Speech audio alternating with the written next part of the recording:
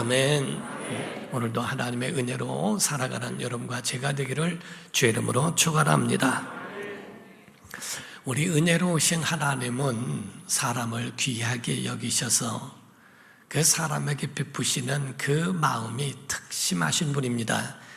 천사는 초월적인 능력이 있어서, 그래서 초월적인 능력으로 살아가는 하나님이 수족과 같처럼 쓰시죠. 그래서 손과 발처럼 쓰임받는 것을 나의 수족이다라고 말씀하는 것 같이, 우리가 성경이 말씀하기를 히브리서 1장 7절과 14절을 보게 되면, 또 천사들에 관하여는 그의 전사들을 바람으로 그의 사역자들을 불꽃으로 삼으시느니라 하셨으되, 14절에 모든 천사들은 섬기는 영으로서 구원받을 상속자들을 위하여 섬기라고 보내심이 아니냐라고 말씀하시죠. 이와 같이 바로 천사들은 초월적인 능력으로 하나님의 수족으로 쓰임을 받는 것으로 끝나지만은, 사람은 하나님의 사랑의 대상으로 만드셔서, 그래서 일평생 하나님의 보호와 하나님의 보살핌을 떠나서는 살 수 없는 존재로 만드신 겁니다. 그러므로 요한복음 15장 5절과 6절을 보시게 되면, 나는 포도나무요 너희는 가지라. 그가 내 안에 내가 그 안에 거하면 사람이 열매를 많이 맺나니 나를 떠나서는 너희가 아무것도 할 수 없습니다. 사람이 내 안에 거하지 아니하면 가지처럼 밖에 버려져 마르나니 사람들이 그것을 모아다가 불에 던져 사르느니라 라는 말씀을 하십니다. 그럼으로써 짐승은 태어나면은 비쩍비쩍 일어나고 그 무리에 합류해서 걸어갈 수 있지만은, 사람은 태어나면 누군가의 도움을 받지 않으면 절대로 살아나갈 수 없는 것이 인간이라는 겁니다. 그래서 사람은 바로 이와 같이 보살핌이 필요하고 성장할 때까지 그렇게 보호가 필요한 것처럼, 하나님의 보호를 떠나서는 살 수 없는 존재, 그래서 하나님을 곧 의지해야 하고 하나님과 함께 살아가는 것을 인간이라고 말씀을 합니다. 그런데 이 인류가 하나님의 사랑을 죄 때문에 하나님을 버렸습니다. 그러나 긍휼에 풍성하신 하나님은 이 인간을 연약함을 버려두지 아니하시고 십자가의 아들을 내어주심으로 그 십자가에 죽으시는 그의 은혜로 말미암아 우리에게 구원의 길, 영생의 길을 주셨다라고 성경은 말씀을 합니다. 히브리서 10장 19절 20절을 보시게 되면 말씀을 하기를, 그러므로 형제들아 우리가 예수의 피를 힘입어 성소에 들어갈 담력을 얻었나니 그 길은 우리를 위하여 휘장 가운데로 열어놓으신 새로운 살 길이요 휘장은 곧 그의 육체니라 라는 말씀을 하십니다. 그러므로써 예수님의 피는 우리가 하나님께로 들어갈 수 있는 길을 내셨고 영생의 문을 여셨다라고 말씀합니다. 그러나 한 가지 중요한 것은, 우리가 하나님의 약속 앞에 엎드려야 하고 내 것을 내려놓고 예수 그리스도를 구주로 영접하며, 그리고 또 그 가운데 예수 그리스도를 나의 주인으로 믿는 믿음이 조건이라고 보는 겁니다. 그러므로써 우리가 이 아주 흉악한 죄에서부터 우리가 구원받았다는 것, 이건 엄청난 은혜가 아닐까라고 하는 것을 성경은 우리에게 말씀하고 있다는 거지요. 사랑하는 성도 여러분, 성경은 우리에게 이와 같이 구원에 대한 예표하는 사건들이 많이 기록되어 있습니다. 출애굽에서부터 시작을 해서 포로에서부터 자유함을 얻은 해방, 그리고 또한 하만의 계략에서부터 에스더의 그 용기와 믿음의 행위가 유다 민족을 구원해낸 것부터, 요셉이 그 가운데 애굽뿐만 아니라 온 나라를, 유대 민족을 살릴 수 있는 그러한 터전과 그러한 통로가 된 것처럼, 이와 같이 구원의 역사는 어마어마하고, 그것은 우리를 구원케 하시는 하나님의 역사에 대한 예표라고 성경은 말씀을 하고 있습니다. 이 출애굽이라고 하는 것은 굉장한 사건이지요. 이 출애굽에 대하여 오죽하면 하나님께서도 자기를 소개하실 때에 애굽 땅에서 탈출시킨 그 일들을 말씀하시면서 하나님께서 자기를 소개하시는 장면을 보게 됩니다. 출애굽기 20장 1절에서 3절 보시게 되면 하나님이 이 모든 말씀으로 말씀하여 이르시되 나는 너를 애굽 땅 종 되었던 집에서 인도하여 낸 네 하나님 여호와니라. 너는 나 외에는 다른 신들을 내게 두지 말라라고 말씀을 하십니다. 여기서 3절에 너는 나 외에 다른 신을 내게 두지 마라 하는 말씀을 10계명의 1계명으로 말하고 있지만 진짜 중요한 말씀은 2절에서부터 시작된다는 겁니다. 모든 잡다한 신들이 많아요. 일본에는 800만 귀신이라고 하고 중국에 또 인도에는 1억 또한 1억이 넘는 그러한 우상 숭배를 하고 있는 민족입니다. 그 가운데 보면 모든 형상, 물고기에서부터 뱀, 용 이런 모든 것들에 대한 형상들로 자기 집을 지키는 수호신이라고 믿는 우상을 섬기는 신들이 많습니다. 하나님은 모든 신들을 일축하고 그런 신 말고 내 여호와 하나님은 어떤 신인 줄 알아? 나는 너를 애굽 땅 종되었던 네 집에서 너희를 건져낸 여호와야. 그만 너의 하나님이야 라고 하는 아주 유일하신 하나님으로서 어떤 신도 거기에 대하여 불가하다고 하는 섬기는 것에 대하여 선을 긋는 말씀들이 나오니만큼 하나님이 자기 자신을 소개하실 때에 애굽에서부터 일어난 일들을 그렇게 거명하실 정도로 굉장한 사건이라고 보는 겁니다. 사랑하는 성도 여러분, 오늘 우리가 봐야 될 바벨론 포로에서부터 자유함과 해방을 얻게 되어 돌아오는 이스라엘 사람들의 모습을 보게 됩니다. 한국이 8.15 광복절을 맞이해서 그 가운데에 자유함을 얻는 것과 같다는 거지요.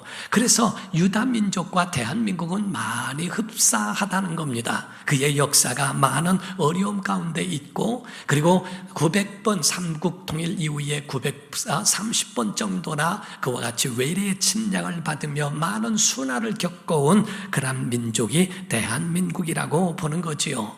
그런데 오늘날 대한민국이라고 하는 것이 과연 사람의 힘으로 세워질 수 있을까? 아니라는 겁니다. 사람의 힘으로서는 도무지 불가능한 것이고, 하나님이 시시때때로 그 모든 결정적인 일이 있을 때마다 하나님이 섭리하시고 간섭하셨다 하는 겁니다. 그러므로서 대한민국은 하나님의 나라요 동방의 제사장 나라인 줄로 믿습니다. 그러므로서 한국이 얼마나 특심하고 얼마나 소중한지를 우리가 봐야 한다는 거지요. 1910년도 8월 29일에 보게 되면 그때는 정말 역사의 어두운 날이었습니다. 나라를 빼앗기고 일본의 식민 통치 아래에 들어가게 된 날을 그렇게 말하고 있습니다. 일본이란 나라는 이와 같이 승승장구하면서 급기야 1941년도에 세계 2차 대전을 일으키게 되고, 그 가운데에 대동아 전쟁을 통하여 우리 조선이라는 우리 민족의 500만에서 800만 명을 전쟁의 희생자를 내게 된 아주 흑역사가 있었던 것을 그렇게 말하고 있습니다. 그 중에 가장 큰 고통을 당했던 사람들이 누구냐? 기독교인들이었다는 겁니다. 왜냐하면 그 가운데에 나라를 빼앗긴 자연인으로서의 그러한 순환도 있는데 신앙적으로도 굉장히 고통을 받게 되었다 하는 거지요. 왜냐하면 그 가운데 신사참배, 동방요배, 그리고 천황숭배 등 그 가운데 자기들이 믿는 그러한 모든 신들에게 절하라고 강요하는 것은 신앙에 위배되기 때문에 거절한 것 때문에 매도 맞고 옥에 갇히고 또한 나중에는 주기철 목사님처럼 옥에서 순교를 당하는 일들도 있게 됩니다. 8.15 광복절이 있기 이틀 전에 주기철 목사님은 그 가운데에 감옥에서 돌아가시게 되지요. 손양원 목사님은 바로 15일 날 16일 고어간에서 순교의 그런 모든 예정되었던 그곳에 8.15 광복절이 손양원 목사님을 살리게 되는 일들을 보게 됩니다. 이와 같이 민족적으로도 순환일진데 신앙적으로도 고통을 받았던 그리스도인들의 그 모든 죽음이 결단코 헛되었는가? 그렇지 않다고 성경은 말씀을 합니다. 1945년 8월 15일에 일본 천황의 무조건적인 항복으로 인하여 우리 대한민국은 광복을 얻게 됩니다. 그러므로 잃어버렸던 모든 주권을 회복함으로써 우리의 이름을 회복했고, 아멘, 우리의 말을 회복했고, 우리의 역사를 회복했고, 우리의 문화를 되찾은 줄로 믿습니다. 그러므로 우리는 본문의 배경을 통하여 우리 같이 대조해 볼 필요가 있다는 거지요. 본문의 배경이라고 하는 것은 예루살렘에 있었던 북이스라엘과 남유다가 멸망당하여 바벨론으로 끌려가고 그 가운데에 포로 생활을 했던 바벨론 70년의 생활을 말하고 있습니다. 그때 바벨론이 멸망당하게 되는데 파샤라고 하는, 페르시아, 바사인데 파샤, 페르시아라고 하는 그러한 민족에 의해서, 메대와 파사의 그러한 연합군에 의해서 완전히 패배를 얻게 됩니다. 그러면서 유대인을 정복하고 있었던 느부갓네살은 완전히 그 가운데 그에 대하여 패망을 얻게 되고, 페르시아의 왕으로 등극되어진 고레스라고 하는 왕이 있는데 그 왕에 의하여 이스라엘을 해방, 자유를 선포하는 것을 얻게 됩니다. 그렇다면 이 고레스라고 하는 사람이 과연 하나님을 섬겼던 사람인가? 그렇지 않다는 거지요. 그런데도 불구하고 이 고레스라고 하는 이방의 왕을 통하여 하나님의 역사를 이루시게 된 것을 보게 되면 도구가 문제가 아니라 그 역사를 이루시는 이가 누구이시냐 하는 겁니다. 그때가 바로 주전 536년경에 일어난 일이라고 성경은 말합니다. 사랑하는 성도 여러분, 그에 대한 배경을 보면 고레스 왕이 이런 선포를 하게 돼요. 에스라서 1장 1절에서 3절, 4절에서 11절을 말씀을 합니다. 바사왕 고레스 원년에 여호와께서 예레미야의 입을 통하여 하신 말씀을 이루시게 하시려고 바사왕 고레스의 마음을 감동시키심에 그가 온 나라에 공포도 하고 조소도 내려 이르되, 바사왕 고레스는 말하노니 하늘의 하나님 여호와께서 세상 모든 나라를 내게 주셨고 나에게 명령하사 유다 예루살렘의 성전을 건축하라 하셨나니 이스라엘의 하나님은 참 신이시라. 너희 중에 그의 백성된 자는 다 유다 예루살렘으로 올라가서 이스라엘의 하나님 여호와의 성전을 건축하라. 그는 예루살렘에 계신 하나님이시라. 아니, 지금 예수 안 믿는 사람이에요. 이 사람 하나님 안 믿는 사람이에요. 그런데 어떻게 이런 선포를 할 수 있을까? 4절부터 봅니다. 그 남아있는 백성이 어느 곳에 머물러 살든지 그곳 사람들이 마땅히 은과 금과 그 밖에 물건과 짐승으로 도와주고 그 외에도 예루살렘에 세울 하나님의 성전을 위하여 예물을 기쁘게 드릴지니라 하였더라. 이에 유다와 베냐민 족장들과 제사장들과 레위 사람들과 그 마음이 하나님께 감동을 받고 올라가서 예루살렘의 여호와의 성전을 건축하고자 하는 자가 다 일어나니 그 사면 사람들이 은그릇과 금과 물품들과 짐승과 보물로 돕고 그 외에도 예물을 기쁘게 드렸더라. 고레스 왕이 또 여호와의 성전 그릇을 꺼내니 옛적에 느부갓네살이 예루살렘에서 옮겨다가 자기 신들의 신당에 두었던 것이라. 바사왕 고레스가 창고지기 미드르다닥에게 명령하여 그 그릇들을 꺼내어 세워서 유다 총독 세스바살에게 넘겨주니 그 수는 금 접시가 30개요 은 접시가 1000개요 칼이 29개요 금 대접이 30개요 그보다 못한 은 대접이 410개요 그 밖에 그릇이 1000개이니 금, 은 그릇이 모두 5400개라. 사로잡힌 자를 바벨론에서 예루살렘으로 데리고 갈 때에 세스바살이 그 그릇들을 다 가지고 갔더라. 다시 말하면 빼앗겼었던 모든 창고에 신당에 뒀던 거 보물들 다 주라는 겁니다. 예루살렘 가서 건축 다시 하라고 모든 은금보화 같은 것들을 다 내준 일을 누가 했느냐? 바로 이와 같이 고레스라고 하는 이방 왕이 하나님은 참신이시라고 하면서 그렇게 선포하는 그 일들은 누가 했을까? 하나님이 하신 겁니다. 하나님이 하신 겁니다. 갑자기 이루어지는 이 해방과 자유의 선포에 대하여 우리는 보게 되지 않습니까? 4개월 동안을 그 가운데 예루살렘으로 향하여 왔다는 거예요. 그 많은 사람들이 1차 포로기환, 2차 포로기환 통해서 약 4개월 동안을 예루살렘으로 와서 성전을 건축할 때에 그들의 마음이 어떠했는가에 대하여 오늘 본문 말씀이 말하고 있는 거예요. 시편 126편 1절과 2절입니다. 여호와께서 시온의 포로를 돌려보내실 때에 우리는 꿈꾸는 것 같았도다. 그때 우리 입에는 웃음이 가득하고 우리 혀에는 찬양이 찼었도다. 그때의 문나라 가운데에서 말하기를 여호와께서 그들을 위하여 큰 일을 행하셨다 하였도다. 이렇게 말씀을 합니다. 그 속에 웃음이 가득하고 그 찬양이 가득한 그의 모습으로 바로 예루살렘으로 귀환하고 있는 모습을 보게 되지요. 그게 바로 자유요, 그게 해방이라고 하는 거지요. 한 사람이 노래를 부르기 시작하면 옆에 사람이 따라 부르고 같이 따라 부르는 것이 그 모든 합창을 이루고 있는 모습들을 보게 되지 않습니까? 우리가 성지순례를 갔을 때에, 저는 2005년도에 성지순례를 한번 갔을 때에 히스기야 터널에 들어간 그 기억이 있고 거기에 대한 극심한 마음이 감동이 있었어요. 우리 성도들을 데리고 그때에 가서 성지순례의 히스기야 터널을 들어간 적이 있습니다. 거기 들어갈 때 터널엔 그거는 히스기야가 전쟁을 위하여 군사들을 위해서 물을 거기다가 저장해 놓은 저장고와 같았습니다.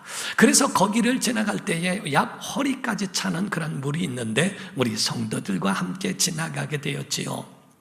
그때 지나가는데 폐쇄공포증과 이런 것이 있는 사람들은 거기에 불안해하는 모습들을 봤습니다. 제가 앞에 이렇게 가면서 중간 정도 성도를 가고 하는 모습을 보면서 은뚝 생각난 것이 찬양이 생각났어요. 찬양을 부르기 시작했는데 약 500m 정도의 그 길을 갈 때 찬양하는데 울리면서 하는 찬양 소리를 듣는 우리 성도들이 전부가 함께 찬양을 하는 겁니다. 얼마나 웅장하고 얼마나 광대하고 얼마나 장관적인 그런 모습을 보았는지 몰라요. 그때 많은 사람들이 귀환하면서 한 사람이 찬양을 할 때 여러 사람들이 합창을 하여 하나님 앞에 그런 올려드려지는 그 모습은 엄청난, 하나님 보실 때도 얼마나 귀하게 보셨을까 하는 겁니다. 그런데 이 말씀이 선지자를 통하여 고레스 이전에 예언하고 있다는 사실이에요.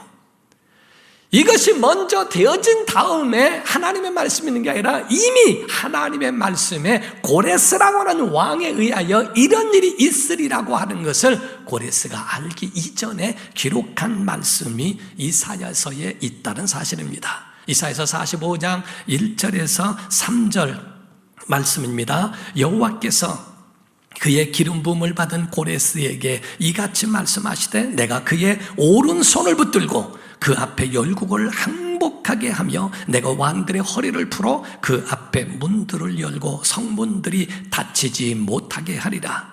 아주 종횡무진 그냥 들어갈 수 있는 그런 길을 여시겠다는 거죠. 내가 너보다 앞서가서 험한 곳을 평탄하게 하며 논못을 쳐서 부수며 새 빗장을 꺾고 내게 흑암 중에 보화와 은밀한 곳에 숨은 재물까지도 다 죽어서 내 이름을 부르는 자가 나 여호와 이스라엘의 하나님인 줄을 내가 알게 하리라. 이 말씀에 대한 예언이 고레스에게 그대로 이루어졌다라고 성경은 말하고 있는 겁니다. 사랑하는 성도 여러분, 하나님의 예언이 이루어진 줄로 믿습니다. 자, 아멘 한번 해봅시다. 하나님은 모세를 통하여 이스라엘을 애굽에서 구원하셨습니다. 하나님은 예수님을 통하여 인류를 죄에서 구원하셨습니다. 하나님은 고레스 왕을 통하여 유다 민족을 바벨론 포로에서 구원하셨습니다. 하나님은 에스더를 통하여 요셉을 통하여 또한 하만의 손에서 흉년의 재앙에서부터 건져주셨습니다. 마지막입니다. 하나님은 이와 같이 선교사들과 믿음의 사람들을 통하여 우리 대한민국을 구원해 주셨습니다. 이것이 바로 하나님의 은혜라 이 말이에요. 하나님이 주신 하나님의 역사를 우리에게 이와 같이 보고 나타내고 있다는 겁니다. 우리나라의 해방은요, 우리의 힘으로서는 불가능했습니다. 청산일 전투가 있고 만주와 이런 모든 것에서 독립운동했던 독립군들이 아무리 있어도 그것으로서 해방된다는 것은 역부족이었다는 겁니다. 일본이 조선이란 나라에 대하여 진단한 결과 해방될 수 있는 확률은 제로라는 겁니다. 없다는 겁니다. 절대 불가라고 여기는 겁니다. 그러나 그 가운데에 이루어진 이 해방의 역사는 어떻게 설명할 수 있을까? 성경에 이와 같이 말씀하는 하나님의 역사를 정말 우리가 보면 너무너무 신비롭습니다.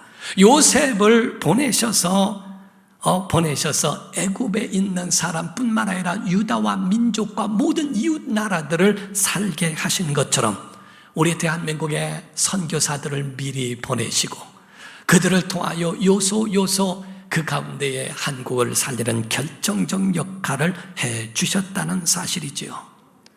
대한민국은 존재 자체가 불가능했다는 겁니다. 그래서 세상 사람들은 대한민국이 존재하는 자체가 기적이라는 거지요. 그리고 한강의 기적을 이루었다는 것은 이것은 하나님이 우리에게 베푸신 선물인 줄로 믿습니다. 이게 바로 우리의 믿음입니다. 이 세상의 희망이 뭘까? 여러분, 일본이 희망입니까? 일본 사람들은 생각하기를 대한민국은 미개에서 선진화된 자기들에 의하여 대한민국을 선진화 만들었다라고 이야기합니다. 과연 그게 맞을까요? 중국은 말합니다. 미국에 대하여 조심해라. 미국을 조심해라. 미국이 너희를 삼키리라. 그렇게 말했던 미국이나 또 중국이나 모두가 그들이 희망일까요? 성경은 우리에게 말씀할 때 희망은 다른 게 아니고 희망은 하나님이시라는 겁니다. 그래서 순식간에 이루어진 것처럼 빛이 있으라 하시니 빛이 있는 것처럼 해방의 역사는 한순간에 이루어집니다. 누구도 예측할 수 없는 그 일이 일어나는 겁니다.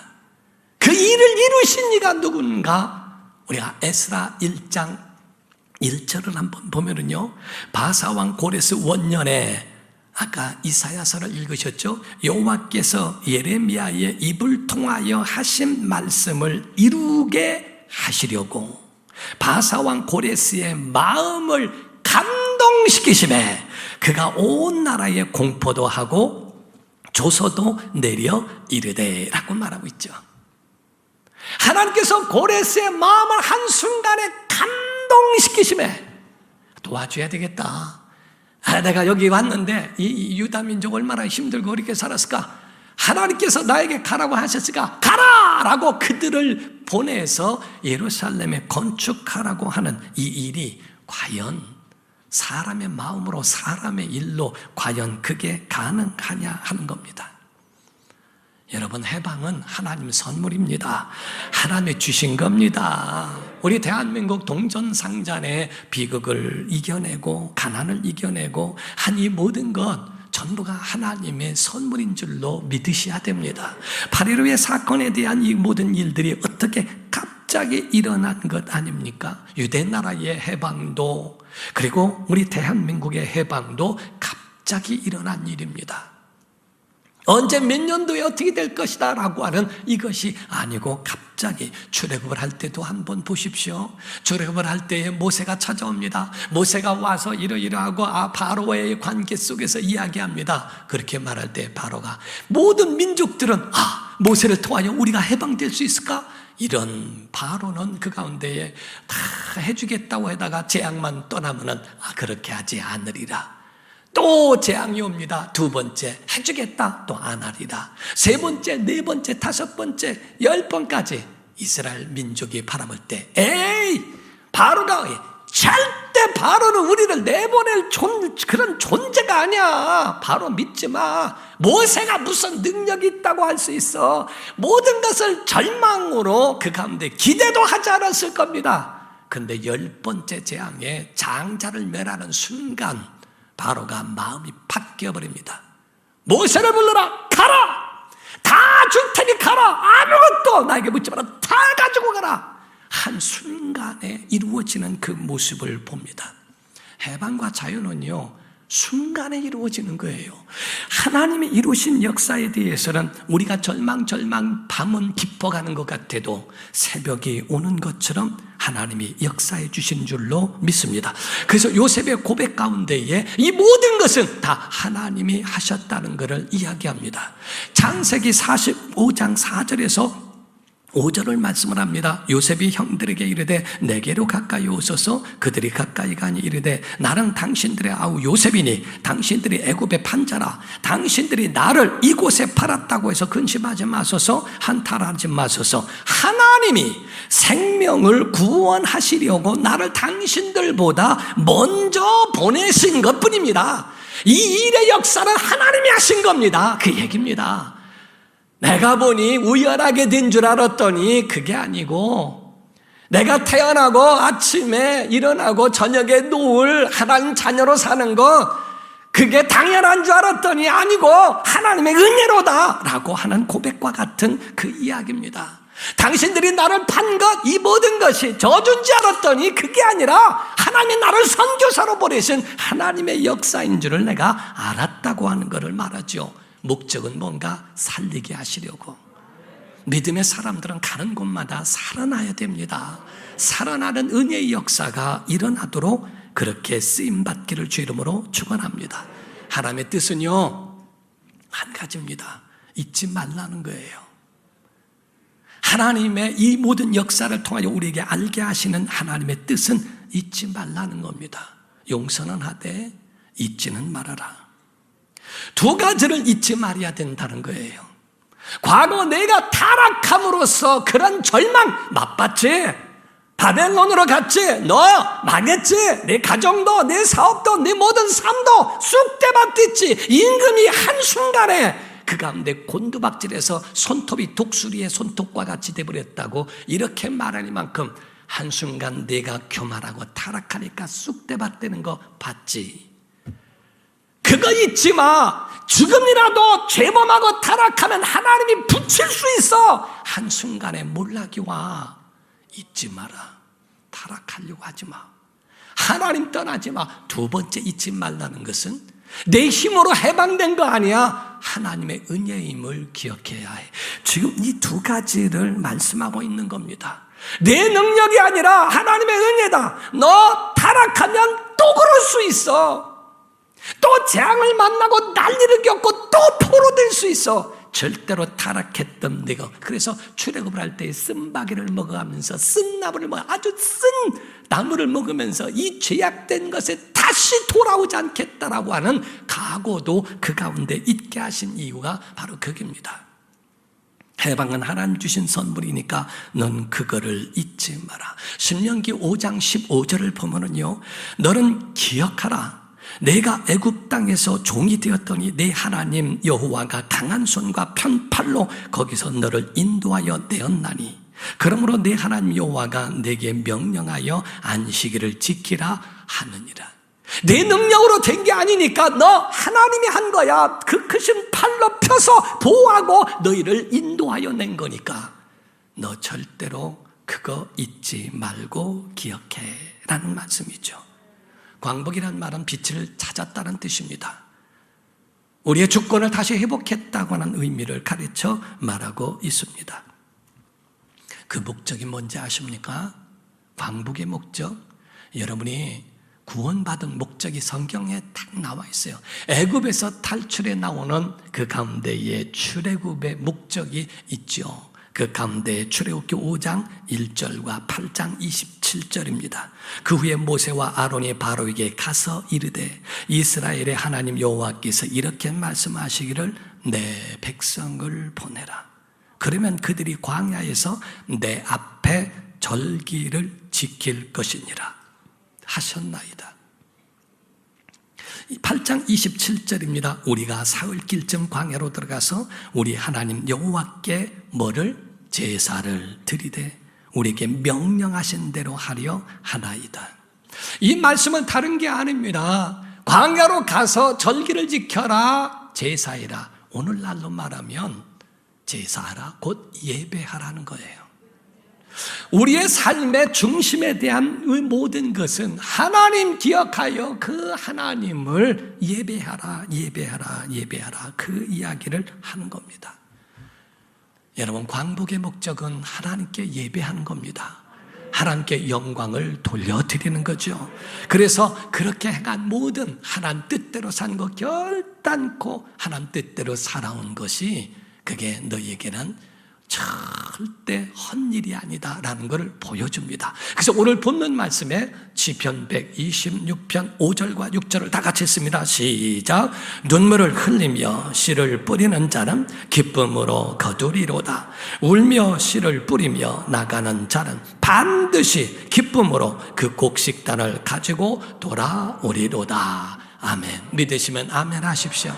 여러분, 광복은 우리 안에 하나님이 주신 그 선물이니, 선물을 베푸신 하나님, 큰일을 행하신 하나님, 기쁨과 감사로 나아가 예배하고 믿음의 씨를 뿌려 그 단을, 곡식단을 거두듯 응답의 단을 거두는 복된 성도가 되기를 예수 이름으로 축원합니다. 기도하겠습니다. 이 시간에 다 같이 통성으로 기도할 때 이 두 가지를 잊지 않게 해달라고 기도하십시오.